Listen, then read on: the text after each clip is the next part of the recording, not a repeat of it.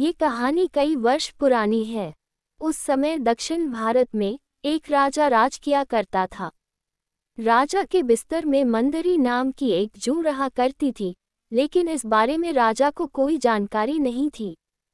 हर रात जब राजा गहरी नींद में सो जाता, तो जूं अपने घर से बाहर निकलती, बड़े चाव से पेट भरकर राजा का खून चूसती और दोबारा जाकर छिप जाती। एक दिन न जाने कहां से उस राजा के बिस्तर में अग्निमुख नामक एक खटमल भी घुस आया। जब जूं ने उसे देखा तो उसे बहुत गुस्सा आया कि उसके इलाके में एक खटमल घुस आया है। जूं उसके पास गई और उससे तुरंत वापस चले जाने को कहा। इस पर खटमल बोला, अरे जूं बहना, इस तरह का व्यवहार तो कोई अपने दुश्मन के साथ भी नहीं करता। मैं बहुत दूर से आया हूँ और सिर्फ एक रात तुम्हारे घर रुककर आराम करना चाहता हूँ। कृपया मुझे यहाँ रुकने दो। खटमल की बातें सुनकर जूं का दिल पिघल गया। उसने कहा, ठीक है, तुम यहाँ रुक सकते हो, लेकिन तुम्हारे कारण राजा को कोई परेशानी नहीं होनी चाहिए। तुम राजा के आसपास भी नहीं जाओगे। जूं बहन, मैं बहुत दूर से आया हूँ और बहुत भूखा हूँ। वैसे भी हर रोज कहाँ राजा का मीठा खून पीने का मौका मिलता है। कृपया मुझे आज रात राजा के खून का स्वाद चखने का मौका दे दो, खटमल ने विनती करते हुए कहा। जूं खटमल की बातों में आ गई और उसने उसे राजा का खून चूसने की इजाज़त दे दी।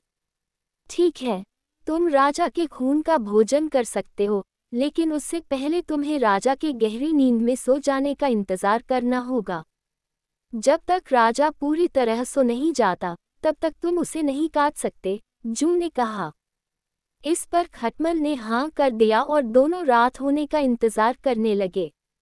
रात होते ही राजा अपने कमरे में आया और सोने की तैयारी करने लगा। राजा का शरीर बहुत तंदुरुस्त था और उसकी तोंद बहुत मोटी थी। ये देखकर खटमल के मुंह में पानी आ गया। जैसे ही राजा बिस्तर पर आकर लेटा, खटमल ने नाव देखा न ताव और सीधे जाकर राजा की मोटी तोंद पर काट लिया और फिर दौड़कर पलंग के नीचे छिप गया। राजा दर्द के मारे चीख उठा और तुरंत अपने सिपाहियों को कमरे में बुला लिया। राजा ने सिपाहियों को आदेश दिया, सिपाहियों, इस बिस्तर में जरूर कोई खटमल या जूं है। उसे तुरंत ढूंढो और मार डालो। राजा के सिपाहियों ने बिस्तर पर ढूंढना शुरू किया तो उन्हें बिस्तर में छिपी जूं मिल गई। उन्होंने तुरंत उस जूं को मार डाला और खटमल बच निकला। इस प्रकार खटमल की गलती के कारण बेचारी जूं मारी गई। दोस्तों, इस कहानी से हमें ये सीख मिलती है कि हमें आंखें बंद करके किसी अजनबी पर भरोसा नहीं करना चाहिए।